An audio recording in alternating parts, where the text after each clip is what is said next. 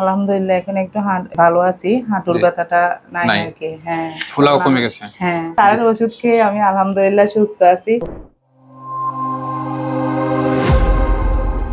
আসসালামু আলাইকুম দর্শক আজকে আমরা কথা বলবো ফরিদা ইয়াসমিন, 42 বছর বয়স। উনি আসছেন রাজাপুর থেকে। দর্শক, উনি যখন আমাদের চেম্বারে আসছিলেন 1 মাস আগে, তখন ওনার দুই হাঁটুতে প্রচুর ব্যথা ছিল এবং অনেক বেশি ফুলা ছিল। সেটা হঠাৎ করে হয়েছিল, ঘুম থেকে উঠে দেখে তার হাঁটু ব্যথা এবং হাঁটু ফুলে গেছে। দর্শক, উনি যখন আমাদের চেম্বারে আসে তখন আমরা তার পরীক্ষা নিরীক্ষা করি এবং তার আল্ট্রাসাউন্ড, মাস্কুলোস্কেলেটাল আল্ট্রাসাউন্ড করে দেখলাম যে তার ফিউশন এবং সুপ্রাপ্যাটেলার বার্সাইটিস। এরপরে আমরা তাকে কিছু ওষুধ লিখে দিই এবং কিছু নিয়মকানুন বলে দিই এবং তাকে বলেছিলাম যে 15 দিনের মধ্যে ভালো না হলে সেটা আমরা মাস্কুলোস্কেলেটাল আল্ট্রাসাউন্ডের মাধ্যমে আমরা সেই ফ্লুইড গুলো বের করে নিয়ে আসবো। কিন্তু দর্শক, সেই ফ্লুইড গুলো আর বের করা লাগে না, কোনো ধরনের ইন্টারভেনশন ছাড়াই ওষুধের মাধ্যমে এবং নিয়মকানুন মেনে চলে আলহামদুলিল্লাহ উনি এখন অনেকটা সুস্থ আছে। আমরা এখন সরাসরি তার সুস্থতার গল্প শুনবো ফরিদা বেগমের কাছ থেকে। আপনি এখন কেমন আছেন? আলহামদুলিল্লাহ এখন একটু ভালো আছি, হাঁটুর ব্যথাটা নাই আরকি। হ্যাঁ, ফুলাও কমে গেছে। হ্যাঁ, আচ্ছা, আমরা বলেছিলাম যে 15 দিনের মধ্যে ভালো না হলে আমরা অপারেশনের মাধ্যমে অর্থাৎ ইনজেকশন দিয়ে বের করে নিয়ে আসবো। সেটা তো আর করা লাগে না, সেটা তো ভয় ছিল।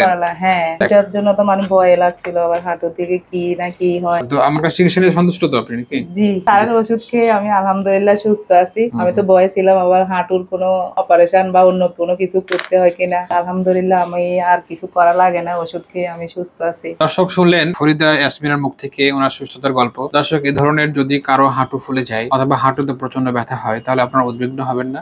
আপনার নিকটস্থ একজন অর্থোপেডিক সার্জনের সাথে পরামর্শ করবেন। ভিডিওটি ভালো লাগলে লাইক এবং কমেন্ট করে জানাবেন। ভিডিওটি শেয়ার করে অন্যকে দেখার সুযোগ করে দিবেন। দেখা হবে পরবর্তী অন্য কোনো ভিডিওতে। সে পর্যন্ত ভালো থাকুন, সুস্থ থাকুন।